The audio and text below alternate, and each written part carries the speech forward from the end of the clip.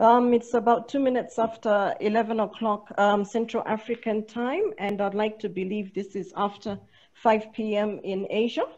I'd like to welcome everybody to today's joint Asia-eHealth Information Network and the BID Initiative Learning Network panel discussion on COVID-19 challenges in Asia and Africa, and we're looking at the lessons from the health worker perspective. A special welcome to our moderator and our distinguished speakers. And I would also like to acknowledge the presence of the AeHIN Director, Dr. Alvin Marcelo, as well as the BLN Director, Dr. Chilunga Puta. A warm welcome to you both. Before we get into today's business, just a few housekeeping rules. All participants will be muted, and would appreciate the videos being disabled, except for the speakers themselves. This is to enable the speakers to proceed without any interruption. And there will be a question and answer session at the end of this discussion. And if you've got any questions, you may type the questions in the question and answer box, and these will be logged and answered during the question and answer session. And also just to let you know that the webinar is being recorded, and the link to the recording will be shared after the webinar. Ladies and gentlemen, this is the second in the series of the joint webinars that we're holding with the Asia-eHealth Network. And the whole idea is for us, the interactions are intended to promote mutual learning between the public and private, as well as international healthcare practitioners for the improvement of health service delivery. And obviously these discussions are aimed at addressing some of the issues that have been arising during the COVID pandemic.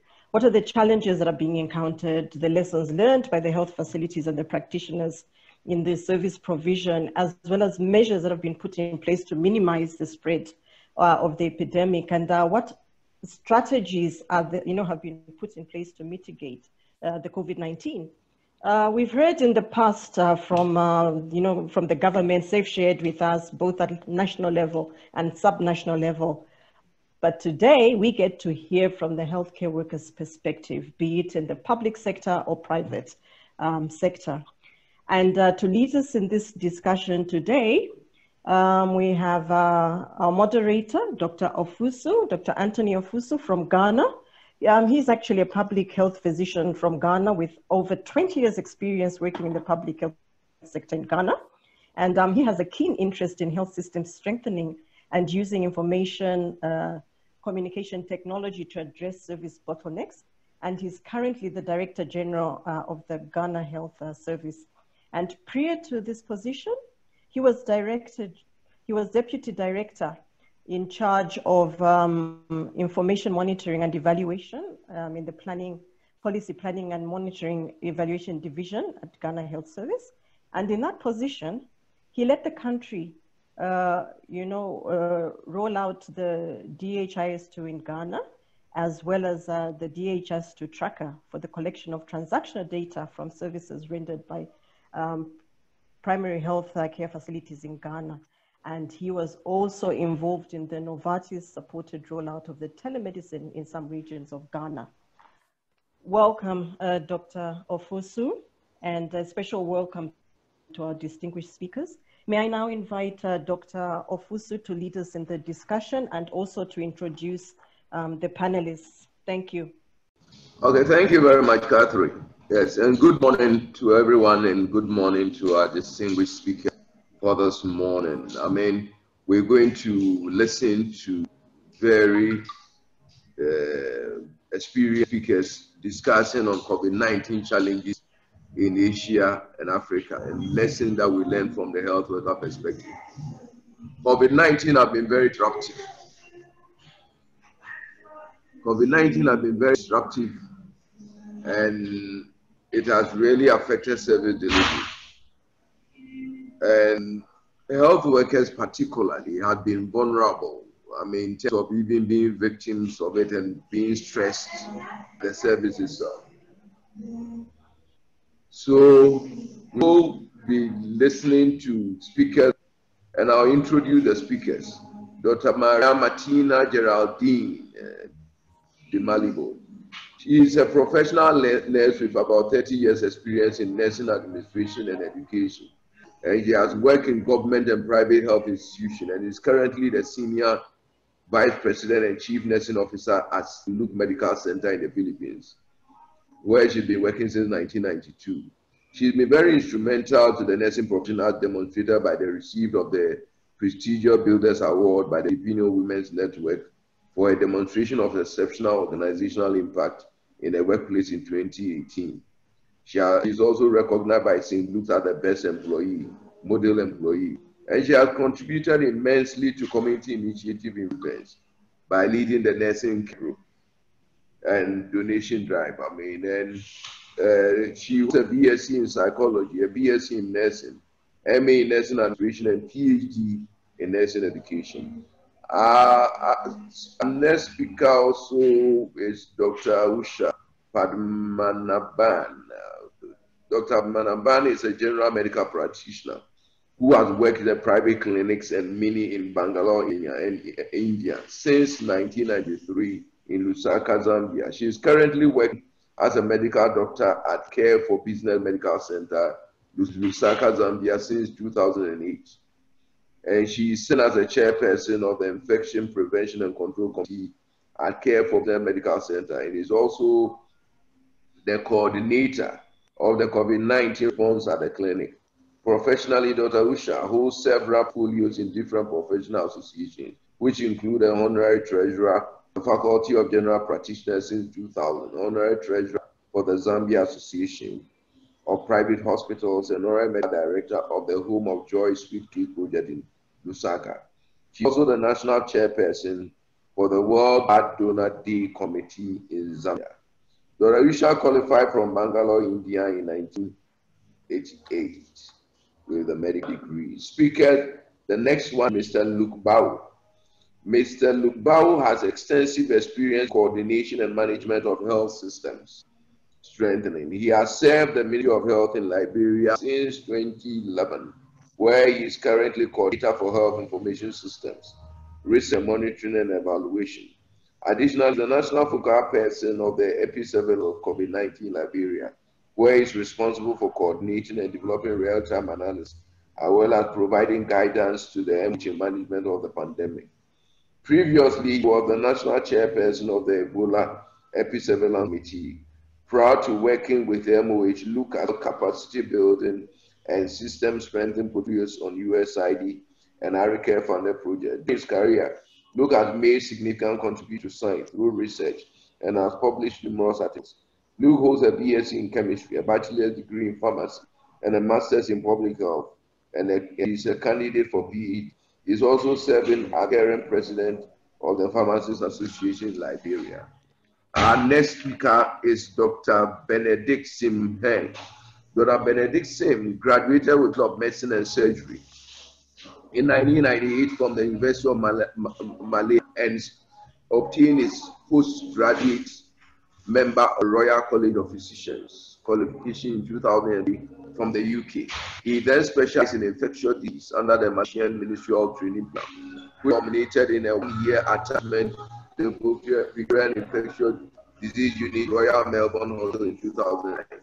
Since Dr. Benedict has served as infectious disease consultant in Hospital Sungai and a visiting consultant to other Valley hospitals and hospitals in Malaysia. He has published papers in many fields of infectious disease, including HIV, infection control, dengue, TB, antimicrobial stewardship, etc. He is on national and state committees that oversee efforts in prevention and treatment of novel infections, antimicrobial stewardship, HIV care, and mortality, TB programs, and other infectious disease prevention, control, and treatment programs. So, these are distinct speakers for this morning. I'll try to break so that we'll have a very full discussion this morning. Yes, so I would like to respond to this, but we have a number of issues that we want to put head around. So the starting question is 2 minutes 2 minutes for each person. So what I want us to know is what are the challenges being faced by health workers in delivery services as a result of the COVID-19 pandemic. So I would like each speaker to speak to us over just 2 minutes. So first take Dr. Maria. Dr. Maria, so you have what are the challenges being faced by health workers in delivery service as a result of the COVID-19 pandemic? Dr. Usha, please kindly come in with the what are the challenges faced by health workers in delivering services as a result of the COVID-19 pandemic? Hello, everyone. Thank you for that question, Mr. Moderator. I think one of the biggest challenges that we had was, I think, timely. Yeah, I think one of the first challenges that we faced in the private sector, I'll speak for the private sector, for the clinic that I work for, there was definitely a decline in clinic attendance. And I think most of it was because of a fear factor from the public. People were, I think, quite worked up about coming into the clinic and being attended to for fear of being tested for COVID. That resulted in poor follow-up of patients with other morbidities. I think secondly, it was the attendance of patients with upper respiratory or any respiratory or COVID-related symptoms. They were not showing up at the clinic for the same fear factor.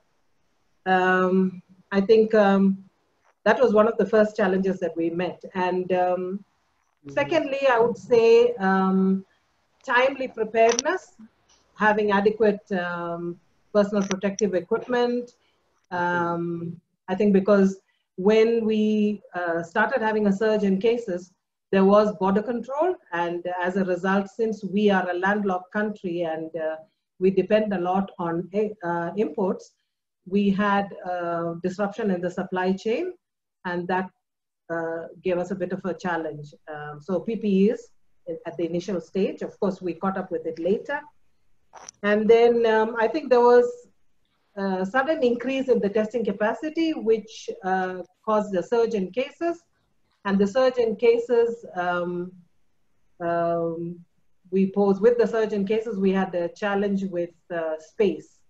I think we were not adequately prepared for a surge in cases because initially we started very slow and then we picked up quite fast. And when I speak about quite fast, it was in double digits initially in the first month, and then suddenly there was a surge up to the 3rd and 4-digit numbers. Of course, as I speak now, we are standing at over 13,000 positive cases. Of course, we have a very good recovery rate. I think one of the other challenges was preparedness, and I think a slight gap between the public sector and the private sector. I think we were not on one page as we started.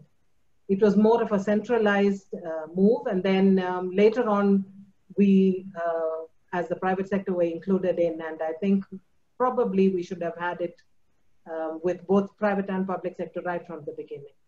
I think those are the basic challenges that we've had. Oh, thank you very much. So, Dr. Maria, I think we would also like to hear from you your view on, the question as stated, and I'll repeat the question for the purpose of the audience. The question we are asking is the challenges that are being faced by health workers in different services as a result of COVID-19 pandemic. What are the challenges that are being faced by health workers in delivering service as a result of the COVID-19 pandemic? So, Dr. Maria, you have the floor. All right, thank you very much for that question. As far as we are concerned, we are also a private hospital. The challenges that we have faced were somewhat similar with ones mentioned by our first speaker.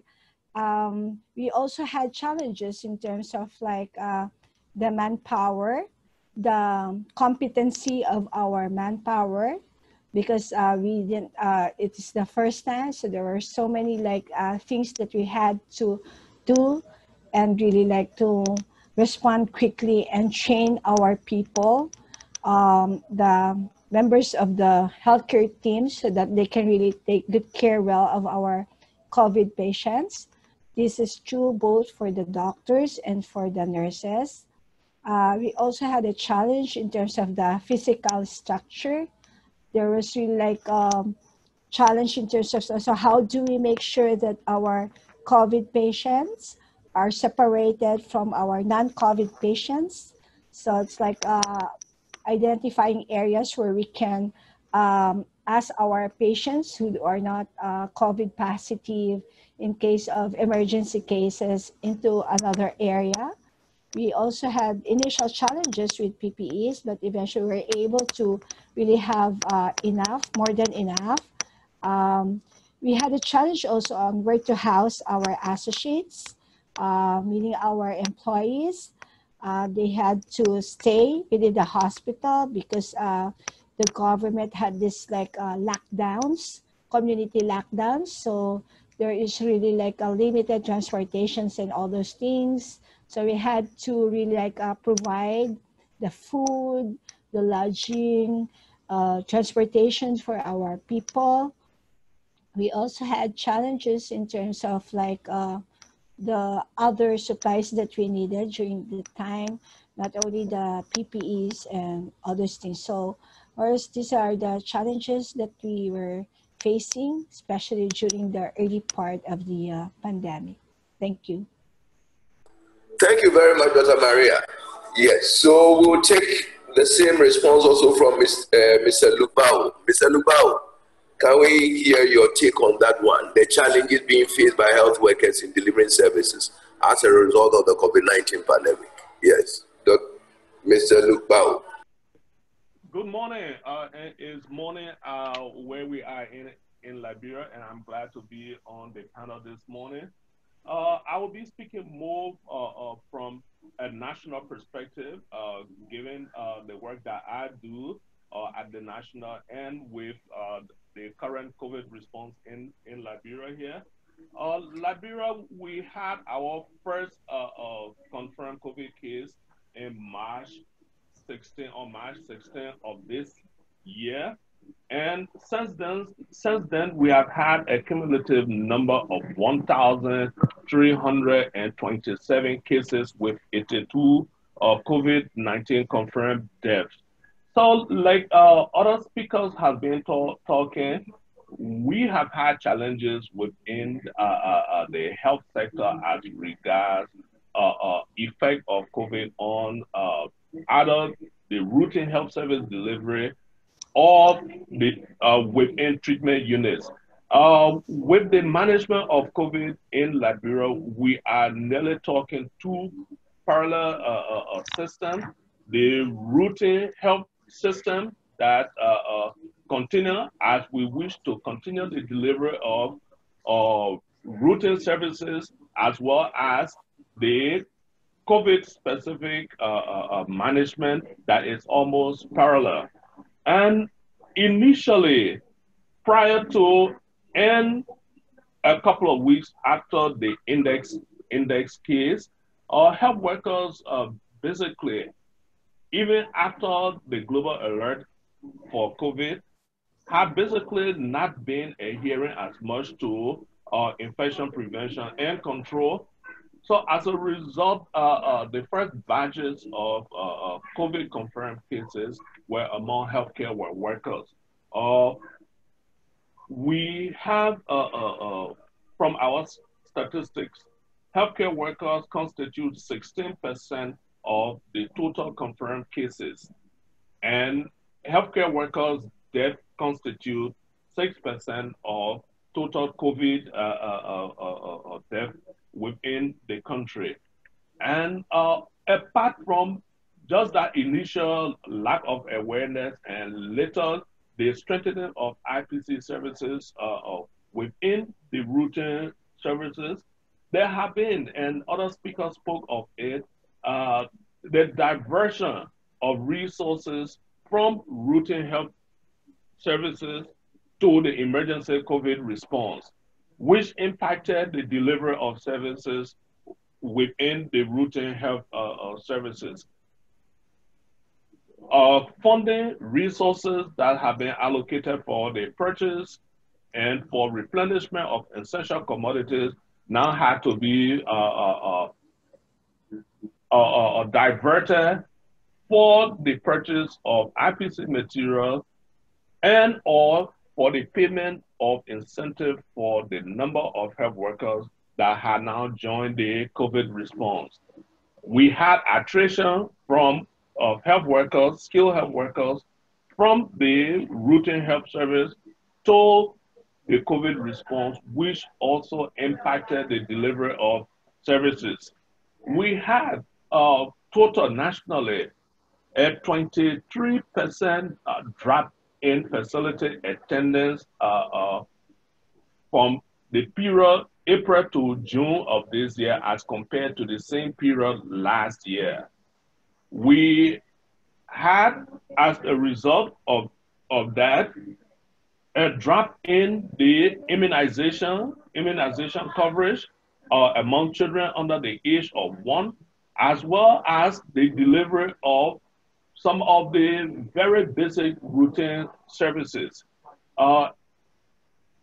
Challenges associated with COVID also included the fact that majority of initial responders and top-level management within the ministry, both the public and private, focused their attention on the COVID response and supervision at the routine level dropped significantly.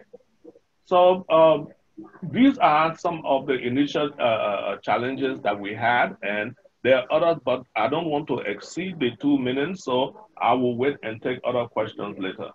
So thank you very much. Thank you very much. Your points are very well noted. Thank you. So we'll take the same responses from Dr. Benedict. Dr. Benedict Simlim-Heng. So, Dr. Benedict, you have the floor. Kindly give us 2 minutes, the challenges being faced by health workers in delivering services as a result of COVID-19. So, Dr. Lim-Heng, you have the floor. Over. Hello.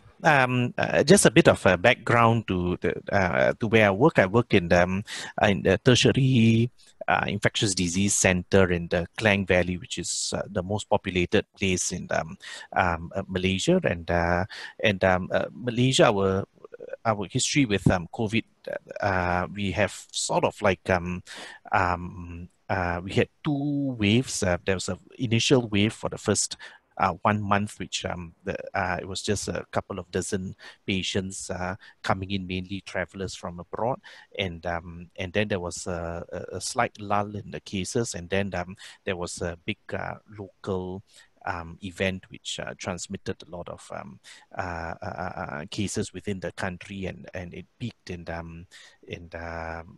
the months of March and April. And since the end of April, actually, the country has gone into, we've managed to flatten the epidemic curve again over the last 3 months or so, although in the last couple of weeks, there's been another surge in the northern part of the country and in East Malaysia. And we are keeping a close eye on those outbreaks and trying to contain them. So, in terms of challenges that we face, perhaps I should also mention that we were fortunate because in our country, the main decisions that were taken at public health level, we believe helped to flatten the curve a lot. So our hospitals were never overwhelmed. Our ICUs were never really overwhelmed. And so because of that, we've managed to keep the epidemic from going into the vulnerable population, and our death rates have not been high as well. But nevertheless, there have been some challenges that we faced at different parts of the epidemic. I think one of the main challenges that we had was actually at an individual level, the psychological change that that each and every healthcare worker that was facing COVID had to that had to face. Some were much more prepared. For example, in my hospital, there were those of us in the infectious disease ward and infectious disease unit. We were fairly used to seeing patients who within infectious disease coming from abroad. For example, we are always on standby for MERS coronavirus, and so when we had to face COVID, we were not overly worried. But as the epidemic swung up, then there were a lot of new people that we had to bring into the team, and our whole hospital at one point had converted into a COVID hospital. So there were a lot of other staff, and we had the injection of staff from other hospitals as well who came to help out, and it was obviously not business as usual. So getting over that psychological barrier, the mindset change, getting people to understand that certain activities that they were doing were no longer safe, and they needed to take precautions on that. They needed to take precautions. All of this was actually quite challenging.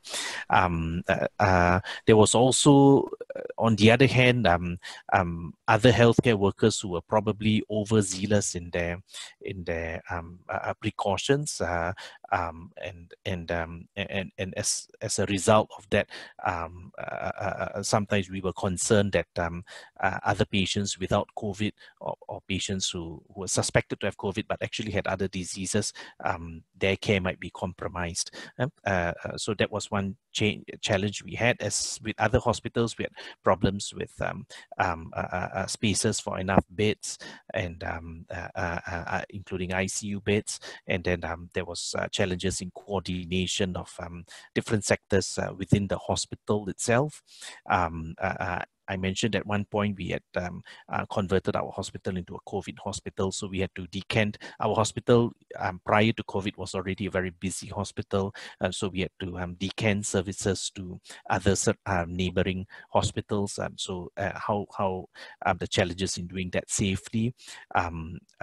We faced the epidemic fairly early on a global scale, so we had a lot of problems with PPEs at the start, and currently, I guess our main challenge that we are facing now, as the epidemic is in the lull in Malaysia, is exhaustion and maybe alert fatigue from the healthcare providers, because we keep constantly telling them that they need to be on their toes, and this disease could come back at any time, and I think in some of the junior staff there's also concern about their career advancement, as some of them have been in this field for the last 8-9 months, and they are wondering when they can get on with their careers again. Thank you. Thank you very much, Dr. Benedict. So I think to let you proceed on that same level, I mean, so you can be online, because I want you to proceed with the next question. Yeah, because you raised some very interesting issues that I think we can follow up on.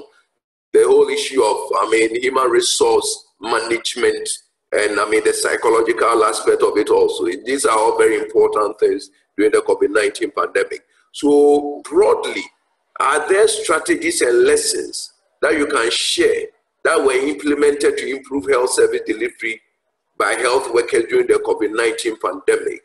Very broadly, looking at the health system building blocks, what were some of the strategies and lessons for strengthening this that were done that help us to implement and improve health service delivery by health workers during this period? So, Dr. Benedict, you can continue. Over. Thank you. Thank you. At the hospital levels, I think there was clear and open communication with the public health, and this was very important. Our country adopted a policy of extensive contact tracing whenever we have got one positive case, and so there'll be a lot of contact tracing, and regardless, and whenever we find a patient who is positive or suspected to be positive, we will actually admit them into hospital regardless of how well or unwell they are. So we've actually got quite a lot of up to 60-70% of our patients were just mildly symptomatic, and if they were in another country, they will probably not have been admitted into hospital.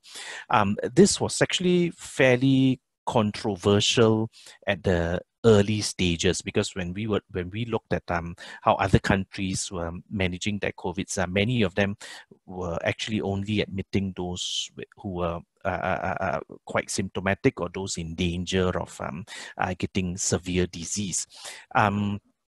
However, looking back, we think that this, from a public health point of view, we think that this was actually a correct move.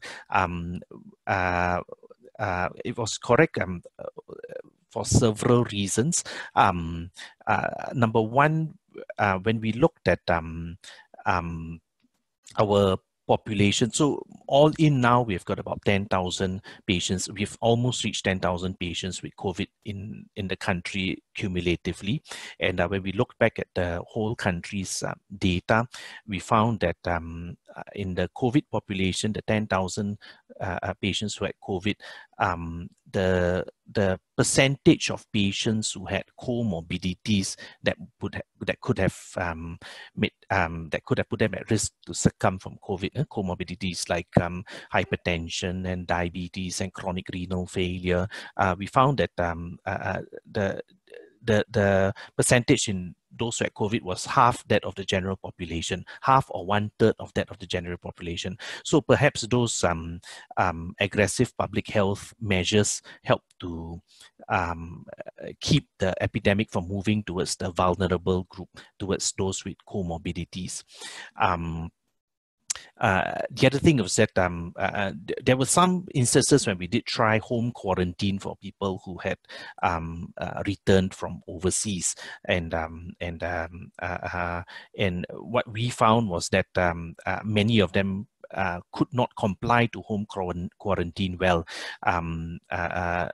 In one such instance, we actually studied the movements of people who were coming back from overseas, and up to 50% of them within the first 24 hours of returning home had left their home and went out into the community again. So based on that, we actually have quite stringent quarantine rules. Currently, it's in quarantine centers, or if you are positive, regardless of how well or unwell you are, you'll be admitted into hospital. So we think that has helped to flatten our epidemic curve, and so our ICUs were not overwhelmed. And when our ICUs were not overwhelmed, we've managed to keep the mortality for COVID quite low.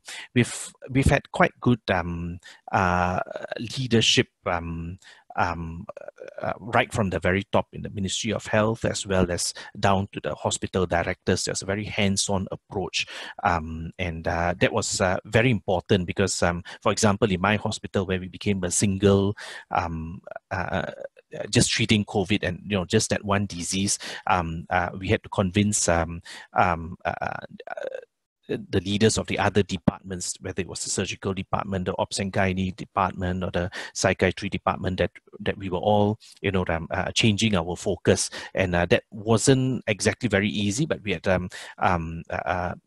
but there was a lot of buy-in once the hospital directors got directly involved, and so then we could actually convert our whole hospital, prepare step-down care wards, because right from the start we realized that majority of the patients will actually be mild disease. So we managed to secure areas in the hospital where we did not need that much nursing manpower or doctors manpower to manage them, when we concentrated our services on those who were more ill or those who were at risk of getting more severe. there were task force to coordinate beds and bed movements and manpower, personal protective equipment, medications, the laboratory services, and also staff safety as well. We had to network with other hospitals to help with the decanting and to help to support our hospital so that we could just concentrate on COVID. There was a lot of investing in staff health and training right from the top. I think my colleagues in infectious disease from the head of the department and all, we went into the COVID ward. So sort of like, because many of the workers in COVID were junior doctors and nurses, so they had to see and they had to appreciate that the leadership came from the top, and that even though this person was the head of department, he was still actively going to see patients. He was actively donning the personal protective equipment and going into the ICUs. Yeah, so that was all very important. There were psychological support groups that were formed in hospital, and we also had to study the movements and the habits of the healthcare workers, especially during their resting periods, when they were eating, when they were praying, or even when they were off work, because we found that when we studied our healthcare workers constituted about 3% of patients who contracted COVID. And when we studied how they got COVID, we found that less than 10% actually contracted COVID from COVID patients. The vast majority actually contracted COVID from each other, and this was mainly happened when they were taking their breaks, or when they were in the pantries, eating together, or in the prayer rooms, or perhaps some of them may have contracted it because when they were staying outside the hospitals, they were actually, while they were in hospitals, they may have been observing social distancing, but when they went back to their apartments, there were many of them in one apartment. So we think that some of the transmission took place there as well. I okay, Dr. Benedict, thank you very much. Yes, so on the same question, Dr. Maria, can you also elaborate on the strategies and lessons that you can share that were implemented to improve health service delivery by health workers during COVID-19? So Dr. Maria. All right. The first thing that we did, we composed we made up these two committees. We call it the crisis management team. This is composed of the different functional heads. They are the ones to analyze the present situation, come up with the macro programs that we are to implement in the hospital. Then there are collaborative meetings being done. Then we also have what we call core COVID team. This is the one who looks at the daily operations. It's composed also of the different key managers from the different departments and units. When it comes to physical structure, we made sure that there is a separate ER for clean patients. And then we also had specific elevators assigned to COVID patients and to non-COVID patients. We also came up with ensuring that rooms which are not negative pressure rooms have HEPA filters. We also installed CCTV cameras for the COVID patients so that there will be a minimized exposure also for our healthcare workers, but still we can monitor closely our patients. We also came up with a screening tool which is aligned with the screening tool which was given also by the government, so that we can use it during the triaging. We also had online health declaration form. This is to ensure that before our healthcare workers enters our hospital premises, you can already identify if there are some associates or employees who have some symptoms. This goes also for our patients, so that if they need to be tested and assessed, then they will be directed to the ER and all that. So we also implemented for COVID patients, there are no allowed companions or visitors strictly. But for pediatric patients, we allow them, but provided that companion will really be also observing and wearing the correct PPEs. Then we also have like look into the way we are disinfecting and cleaning our environment, the high-touch surfaces. We have identified how often they should clean it, what would they use in cleaning and disinfecting our rooms. We go up also with like the charts, the medical records. It has to be put in like a yellow bag so that it can be really like separated, and proper disinfection and cleaning also can be done. We have also like massive testing done to our healthcare workers. That's something that makes our also healthcare workers to have peace that they are not really like COVID positive as well. And it's a way of protecting also their families. We also came up with different training programs more on virtual so that we can really like update our healthcare workers on how to manage COVID patients. So it's a blended learning. We adjusted the staff nurse patient ratio. We went for 1:5 for general COVID units and 1:1 or 1:2 for critical units with COVID patients as well. For our healthcare workers, we made sure that there is like an accommodation for them. 24/7, we have provided free meals for them. When there are no transportation or due to the limited transportation, we provided shuttles for them. We even had like the ones who are living near the hospital premises, we provided some bikes for them, bicycles. We have like cash stores that the healthcare workers can really like choose the grocery items so that they need not to leave the hospital, or they can send it to their families, especially the ones who are breadwinners and all. We have improved also our hazard pay for our healthcare workers. For our doctors as well, there is such a thing that we gave also like what we call gratuity pay for them. We came up with the Team A and Team B so that our healthcare workers can also have like 2 weeks cleansing period or rest period for them to minimize to cut their exposure to our COVID patients.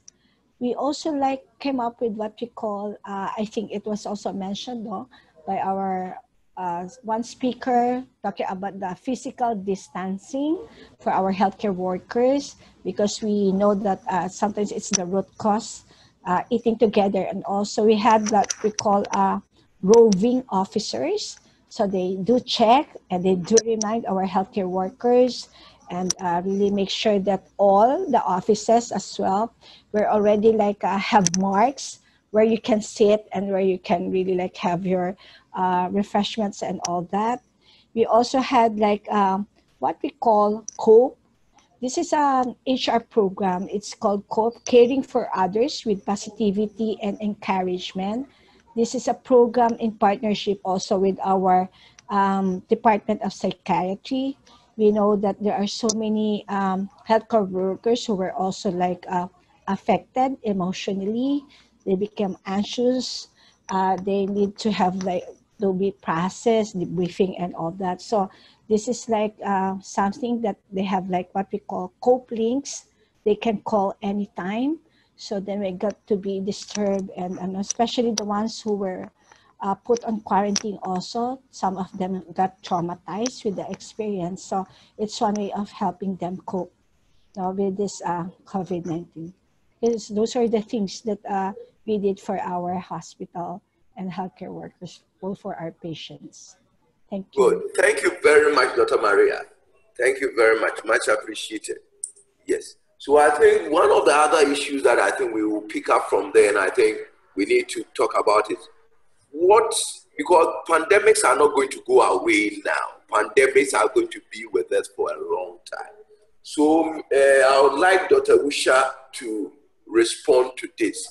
What should be done to improve resilience of health system in general, and the health worker in particular, to better cope with disease outbreaks in future? Because, I mean, COVID-19 is not going to be the last thing we're going to experience. As we impinge more upon the environment and cause more ecological disasters, we're going to have more pandemics. So how do we deal with this in the pandemic? How do we improve the resilience of our health system in general and the health workers in particular to better cope with disease outbreak? So, Dr. Usha, you have the floor. Considering the chronicity, I think, of this pandemic,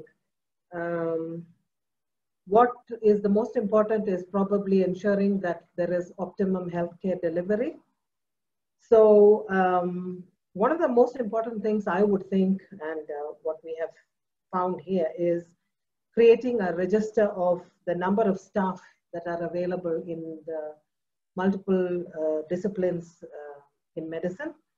So if we had something like a register or a logbook of the number of staff in the different disciplines, like doctors, nurses, lab personnel, specialists, etc., and if we could have their whereabouts so that you have an idea of their availability when dealing with such an emergency.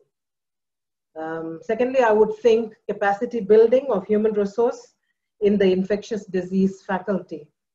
I don't think anyone really foresees something like this coming. So we probably need to build capacity of the human resource in the infectious disease faculty.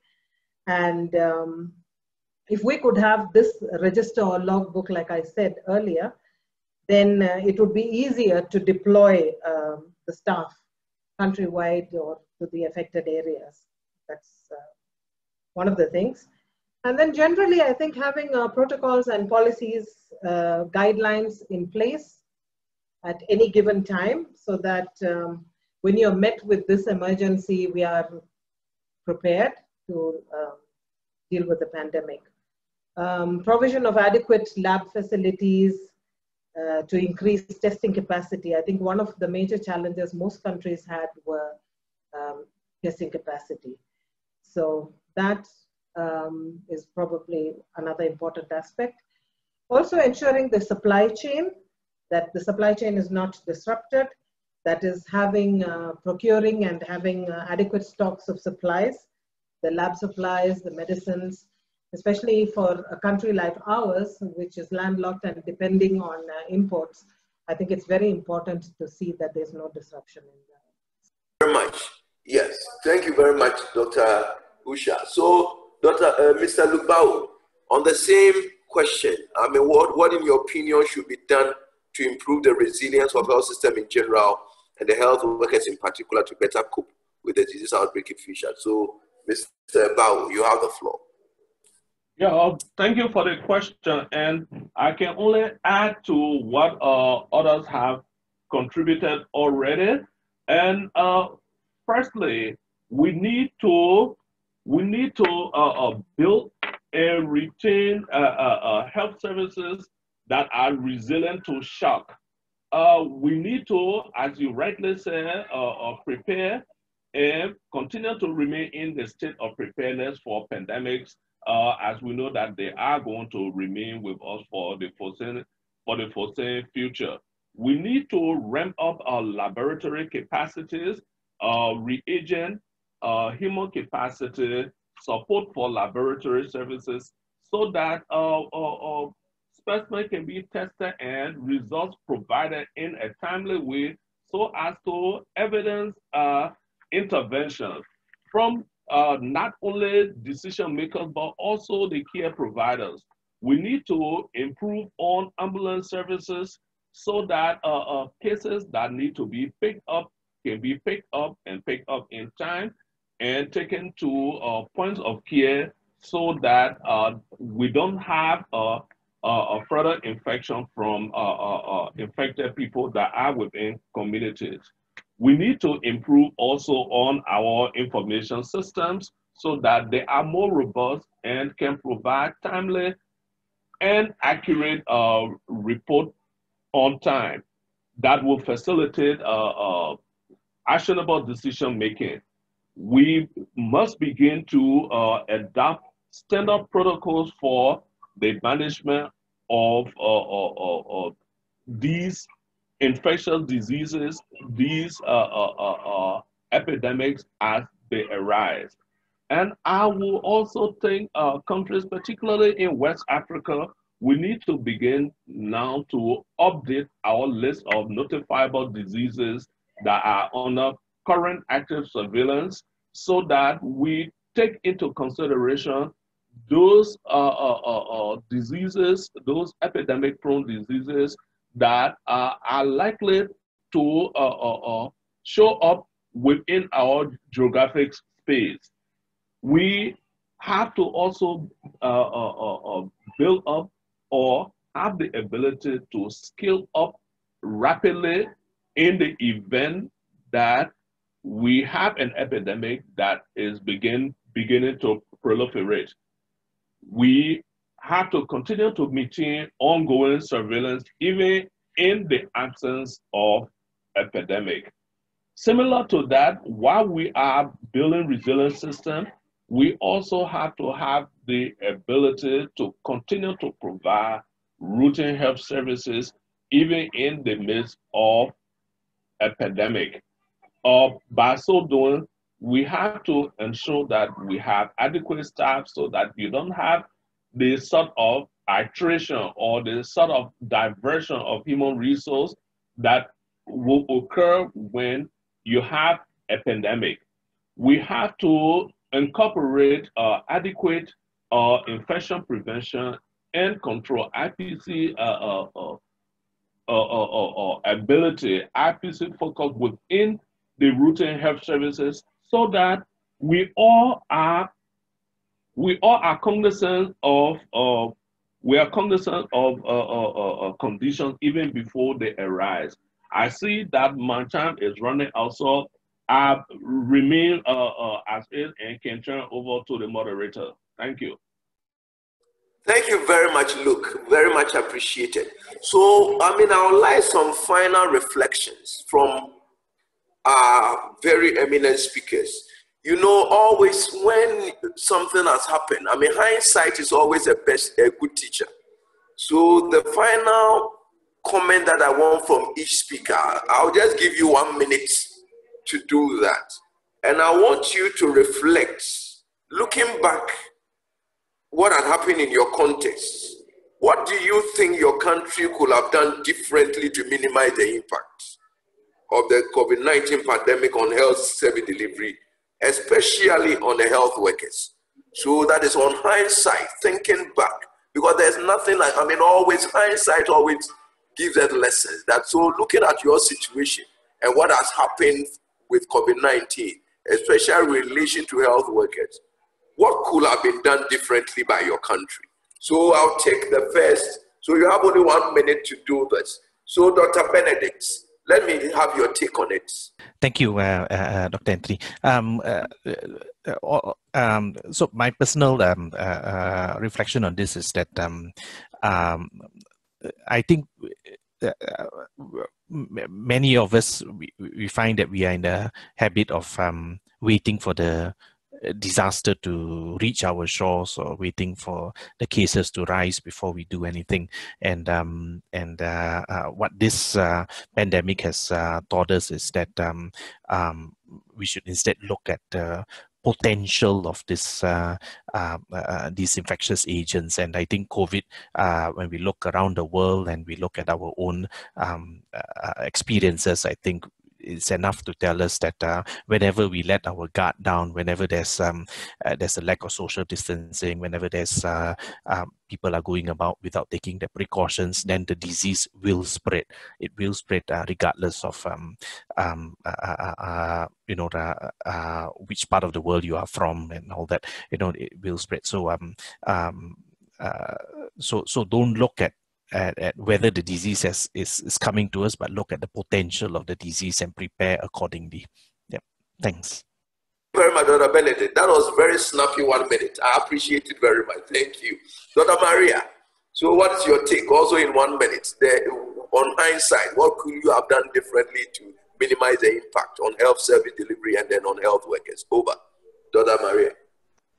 I think that we should always really be like have this kind of attitude, like we need to be really proactive and not reactive. We always like make sure that best practices would be like complied by everyone. So like if we say like the universal precaution is like hand washing, and also if we are doing that, so that's nothing new, but it's something which is very important in order to prevent like cross-contamination, infection, and all that. So there are so many things which are in place, but sometimes it just dies a natural death because people tend to forget and be complacent. So I think there should be like something like who would be a body who would be looking to these things that is being complied with, it's being consistently practiced and all, and looking forward for what are other things that can really like be put into policies, procedures, and these policies and procedures should always be reviewed every now and then so that it can really like respond to the possible things that would happen. Some having this kind of like foresight, so like what happened right now. So I think we should also really be like engaging also everyone, making each and everyone responsible for their actions also, and really like being transparent, and not hiding things from the public is also crucial, so that probably we can really immediately like really like arrest also like the problems, and like not telling what is really happening. I think that is something that we should look into also, so that everyone can really like contribute to what will be the best thing that can be done by everyone also. I guess that's all. Thank you. Thank you very much, Dr. Maria. So, Mr. Luke, also 1 minute on the same issue. What could Liberia have done differently to have minimized the impact, and then also on the health service delivery? So in 1 minute, Mr. Bao, kindly give. Yes, so firstly, I think we could have done better as regards surveillance. The index case, our first case, was an imported case. I do believe if we had appropriate protocols at a port of entry to firstly detect and isolate the case, we will not have had the level of spread that we had. I also believe once the case or cases are now within communities, whether it's sporadic or cluster, early detection and appropriate management is key. Detecting through a robust laboratory system, isolating and then treatment with appropriate standard case management, I believe will be key. Thank you. Thank you very much, Mr. Bao, for the very insightful and brief response. Dr. Usha, yes, on the same final point, what could have been done differently, yes, upon hindsight, to have minimized the impact of COVID-19 on health service delivery and then on health workers? So, Dr. Usha, you have. Thank you.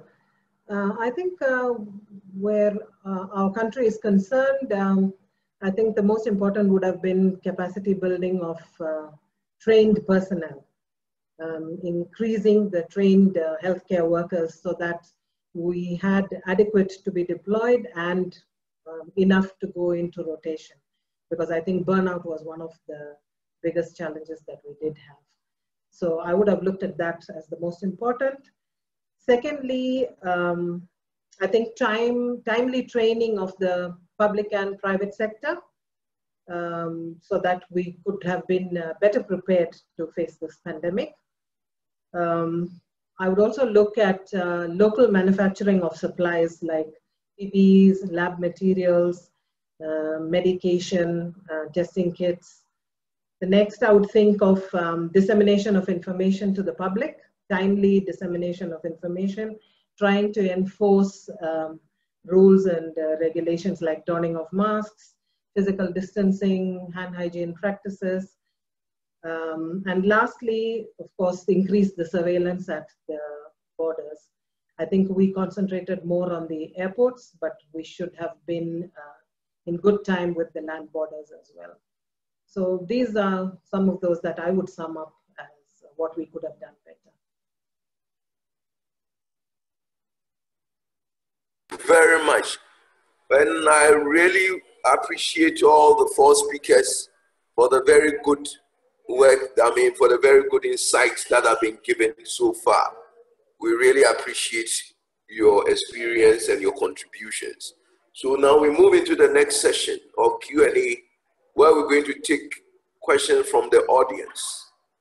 Yes, so that able speakers will provide answers for those questions. So the floor is open now for questions from the audience. You can either type your questions in the chat box, or you can raise your hand and then the host will call you and unmute you to ask your question. So over. So we have the question time now. I have one question. The question is to Dr. Usha. Hi, Dr. Usha. This is Fazila from Malaysia. Well, you were talking in your looking back. You were talking about local manufacturers. So, what is your plan post-pandemic? How is Zambia is going to strategize this? Thank you. Yes, of course. We have been looking at being self-sufficient. I think we have the disadvantage of being landlocked, so we have to depend on imports. So I think one of the things that we would like to talk to the ministry is local manufacturing of these supplies, like the PPEs, lab materials, reagents, even pharmaceuticals, making of the masks. I think basically it's that, looking at having our own manufacturing units locally within the country. Have I answered your question? Yes, thank you. Yes. Okay, thank you very much, Fazila, for your question, and then Dr. Maria for your response. There's a question that IT has been an indispensable tool nowadays. So what features of an IT solution would you like to see to address the challenges that was mentioned in question 1? That is the challenges faced by health workers in delivering services. Are you using this kind of systems right now? So there's a general question that goes for our 4 speakers. So, let's figure them up. So Dr. Maria, maybe you can start it and then the rest can follow. The question is being asked about IT use to address the challenge. All right. For us, the IT has been very supportive and really are playing active role in terms of the changes that we have implemented. We have implemented, of course, like when we talk about that, because we know that there are so many patients who are still afraid to go or enter the hospital premises. So even if they wanted to have the swab test and all, so we had a program wherein we introduced the drive-through swabbing, and it's through the help of the IT, wherein the program was also like completed. Like they will just really like go to our website, which was developed by the IT in terms of the systems, like having the detailed information that we needed, the scheduling and all that. So that's one thing that IT has really contributed. When you talk about also like having like the doctors, no clinics yet. They are still not going back to their clinics, but our patients wanted to have consultation. So they came up with this program like the teleconferences. And it has been working also again for our patients and the doctors. So there is really like this communication between the patient and the doctor. And that has also like, again, helped us. It's minimizing the exposure of the doctors as well as the patients as well. So I think those are some of our IT solutions that we had put in place during this pandemic also. Thank you. Thank you very much. How about Mr. Bao? Mr. Bao, any take on that? Well, I mean, the use of IT to address the challenges that have been mentioned in addressing COVID-19. Mr. Bao? Yeah, so IT has been deployed variously in the current response here in Liberia, whether it is for education of health workers, providing them pertinent information as regards case management, as regards any level of intervention within the pandemic. It has also been used for strengthening information systems, reporting, receiving of reports, analysis, and so forth, and also general case management for healthcare providers within treatment units. But there are challenges around them as well.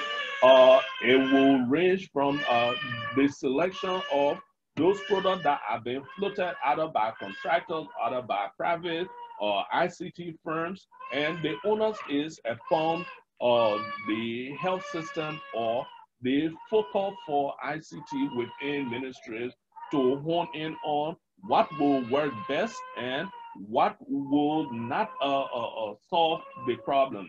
You have to think also of the technologies that are being provided, the possibility of scaling up from intervention in one facility to largely to the rest of the country and so forth. Integration also into the routine health information system is consideration.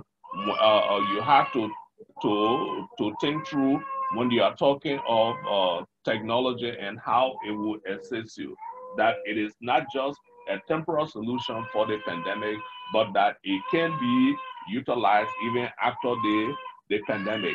But yes, to the question, technology is an integral component. I like to refer to it as care in itself because it is supportive at the base of every intervention that is being carried out. Thank you. Thank you very much, Mr. Bao. So we'll take, if there are any more questions from the floor and the host can moderate for question to be asked. There are no questions in the chat box, but if anybody want to ask a question to any of the speakers.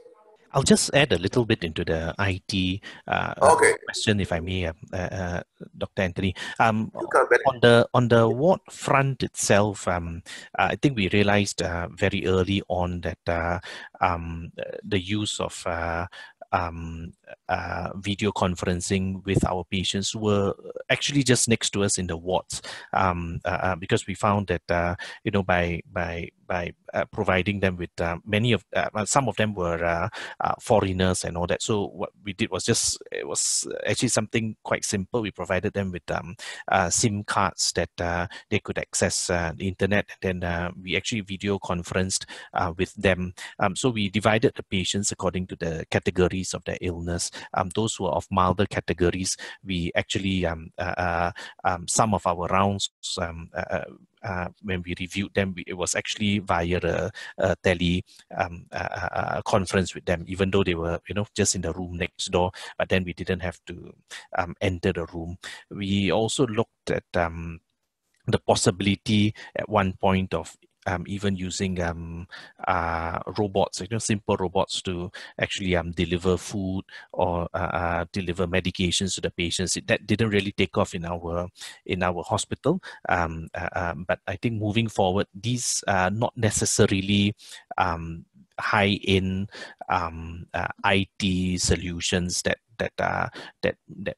may not be accessible to everyone, but actually it can, these are perhaps simple things. For example, if you were to need to deliver something to the patient and you don't want to come close to him because you don't want to unnecessarily use up PPEs or come into close contact with the patient, then for example, if you have something that's modified from a remote control a toy car. You can actually deliver something to that patient using such means. So we were looking at IT solutions in the ward itself to avoid direct healthcare contact with the patient.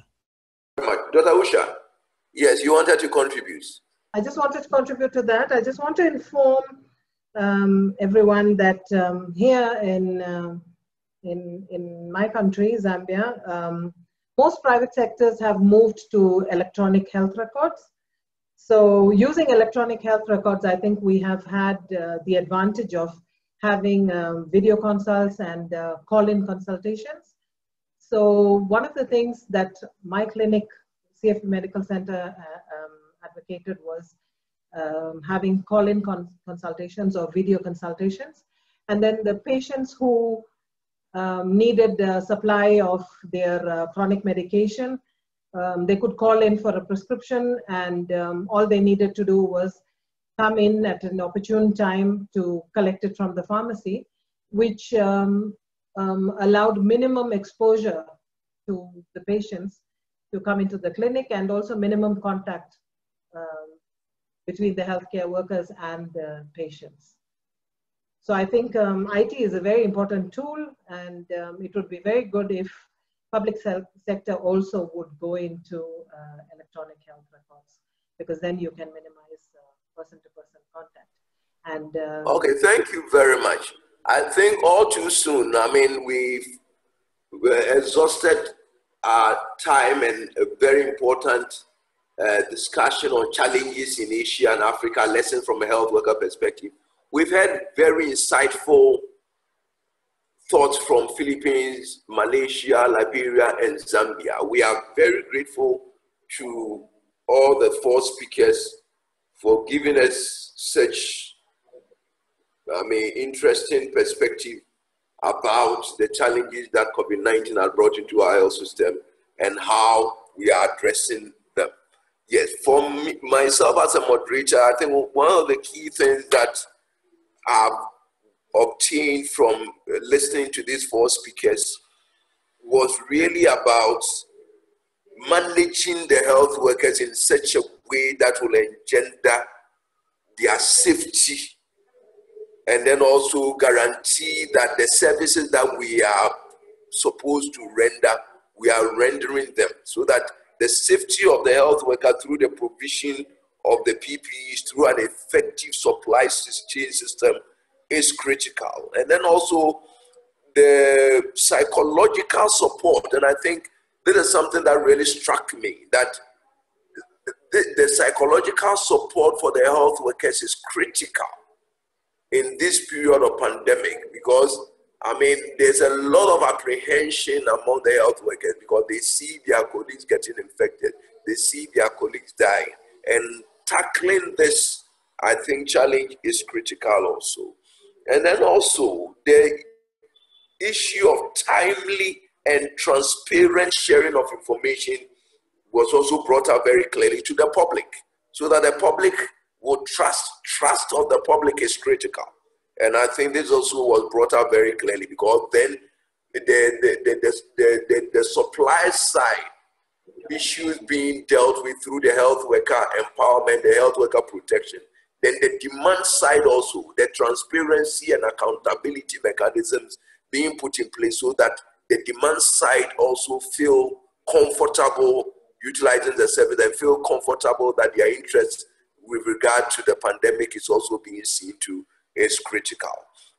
And then the use of IT also came up, which is very important, because the IT enables us to minimize health worker contacts with potential threats, and then also improve the efficiency of the health service delivery. So I think these are all very important aspects of the COVID-19 response.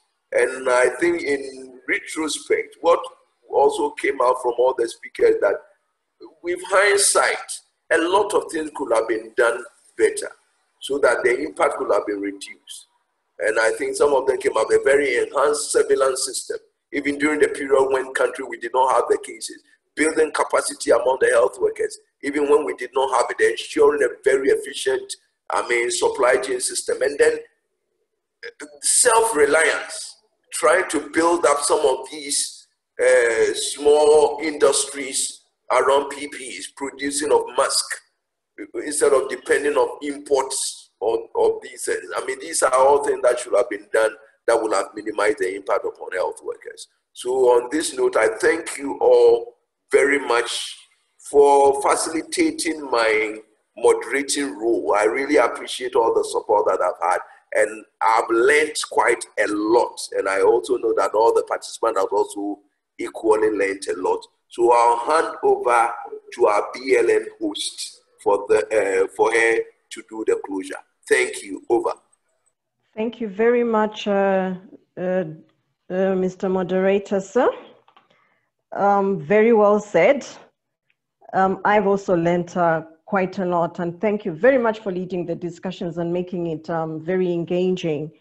A very special thank you and special gratitude goes to our distinguished speakers, Dr. Maria Malibo from the Philippines, Dr. Usha Padmanabhan from Zambia, Mr. Luke Bauer from Liberia, and Dr.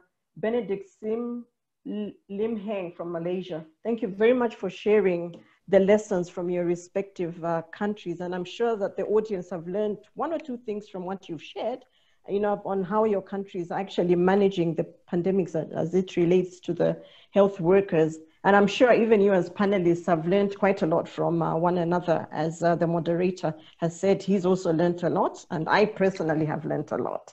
And I'd like to thank the audience for making time to join us today. We know you're very busy people, but thank you very much for joining this panel discussion. And we hope that you will continue joining our future webinars. I'd like to convey special thanks to the AeHIN and BLN leadership. This is Dr. Marcelo and Dr. Puta as the architects of these joint Asia-Africa peer learning panel discussions. And not forgetting Christine and Charisse from the AeHIN Secretariat. Thank you very much for coordinating these webinars that we've been having. And we will be sharing the recording in due course. And please join us again on the 30th of September 2020, when we'll be hearing exclusively from private health service providers across the 2 continents. In the meantime, we're asking you to stay safe, mask up, wash or sanitize your hands frequently, and maintain social distance. Until then, bye-bye. Thank you. Thank you. Thank you. Thank you. Thank you. Bye-bye. Bye, Kathy. Thank you so Thanks much. a lot. Thank you, Bye. Dr. Fuso. Thank you, Dr. speakers. Fuso, Thank you. thank you so Thank much you. to all of you. This has been very engaging, very, very engaging. Dr. Usha, thank you so much.